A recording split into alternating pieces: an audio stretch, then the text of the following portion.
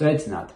Ja jūs esat kaut ko interesējušies par ieguldīšanu vai it īpaši treidošanu, jūs esat nepārprotams simtiem reižu dzirdējuši par dažādiem ļoti garšīgiem solījumiem, kā piemēram, ka jūs varat nopelnīt, 10 reizes gadā, vai kad jums kāds piedāvā pelnīt 500 eiro nedēļā vai 2000 eiro mēnesī vai kaut kādu, procentu dienā vai kaut ko tādu. Ja jūs esat dzirdējuši kaut vienu trading signālu, reklāmu vai kaut kādus apsolītus gatavus robotus, kas jums piedāvā kaut kādas līdzīgas rezultātus, jums jābūt par to dzirdējušam. Es neticu, ka kāds, kas ir interesējies par finanšu tirgiem, nav kaut ko tādu saskāries. Un te ir tas jautājums, kā kaut kas tam līdzīgs var notikt, ja tā sauktā klasiskā finanšu pasaules sola aptuveni 10% gadā. Īstenībā tam ir ļoti vienkārši izskaidrojums, jo es jums pateikšu 3 vienkāršus piemērus, kā kāds jums pamato šos fenomenāli labos rezultātus. Jo parasti, ja kāds kaut kāds brīnums tam līdzīgs saka, viņš parasti parāda ekrānu ar savu tirdzniecības rezultātu, vai viņš stāsta, ka viņam ir trading robots, kam ir noteikta ienesīguma vēsture, kas ir 1000% gadā, vai vienkārši viņam ir kaut kāds nosacīts auditēts kontu izraksts. Bet īstenībā ir viegli izdarāms, es jums pateikšu kā. Pirmkārt un galvenokārt lielākoties tā ir atklāts skaitļu un datu manipulācija. To īstenībā izdarīt gan ar Photoshop vai video editoru, kur jūs vienkārši samainiet demo kontu pret īstu kontu un rādiet, kādas ienesīgumus jūs gribat, vai arī vienkārši izmantojat pamatu programmēšanas zināšanas, ar kurām jūs vienkārši varat manipulēt trading kontu atlikumus un rezultātus. Ko tas vienkārši nozīmē? To, ka jums jebkuram ir tirdzniecības vai ieguldīšanas platforma, un kāds, kam ir pamatzināšanas par to, kā šīs platformas strādā, un viņš kaut ko saprot no kodēšanas, viņš var paprasīt cilvēkam, lai viņam uzkodē stratēģiju, kas ir nopelnījis noteikti ciparu. Tas ir ļoti viegli izdarāms, un tas prasa varbūt $50 vai kaut ko tam līdzīgu un pāris dienas darba. Tas ir viens variants. Bet to, kas to zina, to ļoti tādi atkodīgs un tādiem slīpētākiem cilvēkiem tas nebūs īpaši nekas vērā ņemams. Tāpēc te ir otrs variants, kā to izdarīt. Īstenībā otrs variants ir patiesis, jo bieži vien cilvēkam arī vienkārši paveikties var. Jo es nesaku to, ka to nopelnīt maksimums 10% gadā visu atlikušo dzīvi, jo tie būs meli. Ja kāds var ieguldīt akcijās, un tās akcijas var būt ārkārtīgi veiksmīgas. Katrā ziņā pasaules bagātākie cilvēki to ir izdarījuši. Viņi ir nopirkuši vai izveidojuši veiksmīgus uzņēmumus, kas ir pieauguši simtiem tūkstoši vai pat vairāk savas dzīves laikā, un viņa mazais kapitāls ir audzis par milzu bagātību. Vai tāpat kriptovalūta 2017. gadā tīrījums uzkāpa 100 reizes, un kādam, kam bija 1000 vai 2000 sākuma kapitāls, dabūja 1000 kāršu lielāku ienesīgumu 1 gadu laikā. Tāpēc šādas lietas ik pa laikam notiek. Un ir fakts, ka tas arī turpinās notikt nākotnē, būs viennozīmīgi veiksmīgi cilvēki, kam būs vairāk 100 ienesīgums uz viņu kapitālu no veiksmīgiem treidiem vai ieguldījumiem, un tas tā ir, bet tas īsti nenotiks ar visiem un vienmēr. Un viennozīmīgi tas nav ātri, viegli vai kaut kādā ziņā replicējami. Tie ir izņēmumi no normas, un izņēmumi no normas nav kaut kas tāds, kas ir jāuztver par ieguldījumu pamatu. Tā gadās, bet tas ir ļoti reti. Un tad ir trešais variants. Trešais variants ir tāds slīpētāks.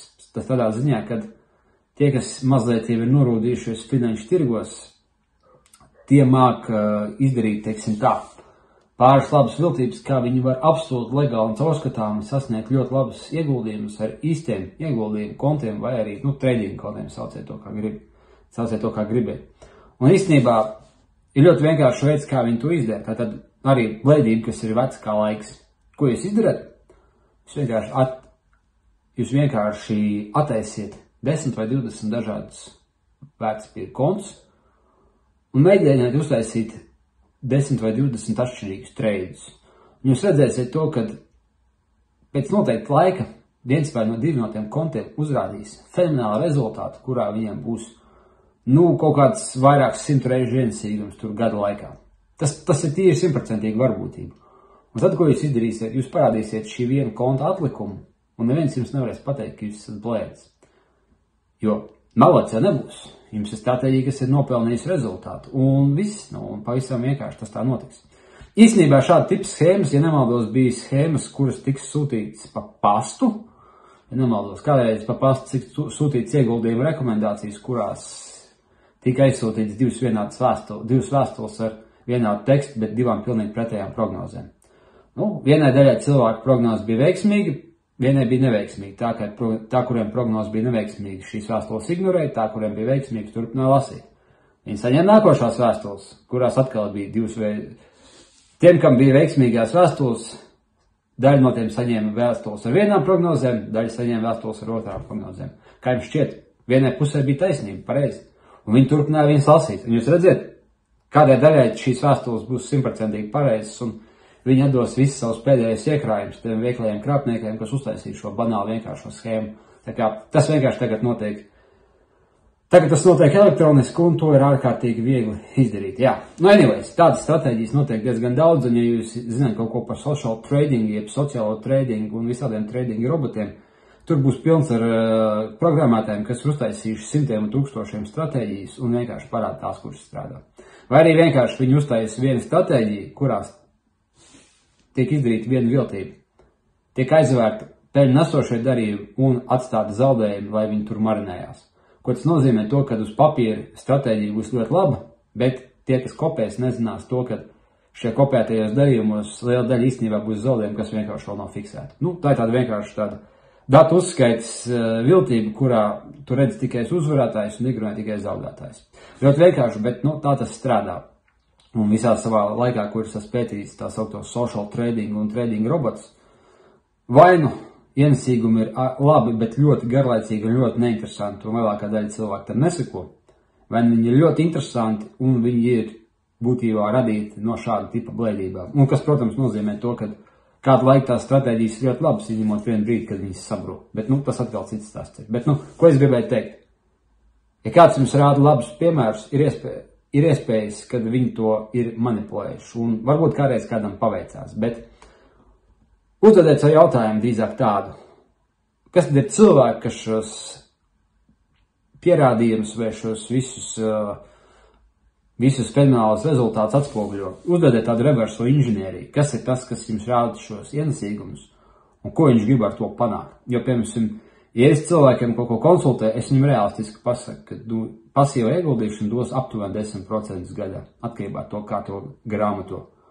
Tradingā jūs varat izšaut vairāk, bet tradings ir būtībā tāda pat nodarbošanās kā bizness vai kāda cita profesija. Ja jūs gribat tur būt veiksmīgs, jūs nevarat to darīt ar pusstundu mēnesī vai arī sekot kaut kādiem glupiem signāliem.